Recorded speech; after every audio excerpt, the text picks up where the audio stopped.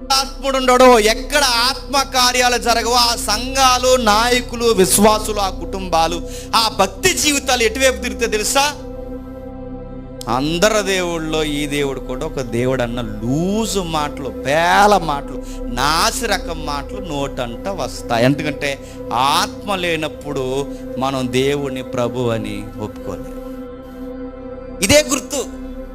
వీళ్ళకి పరిశుద్ధాత్మ లేడు, ఇది తప్పు, ఇది ఒప్పు, ఇలా వెళ్ళకూడదు, ఇలా చేయకూడదు, దేవునికి ప్రతిగా మరొక దేవునికి స్థానం ఇవ్వకూడదు అని అర్థం కాకపోతే ఏమవుద్దంటే ఇదిగో ఈ భయంకరమైన చర్యలు చేస్తారు. ఇది ఇలా అర్థం కావట్లేదంటే కారణం ఏంటంటే వాళ్ళ ఆత్మ కూడా ఏమని చెప్పండి వదిలేశాడు.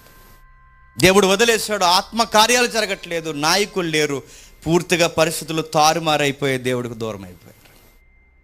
మరలా నేను చెప్తున్నాను, ఎక్కడ పరిశుద్ధాత్ముడు ఉంటాడో అక్కడ విగ్రహాచారాలు, అన్యాచారాలు తక్కువ ఉంటాయి.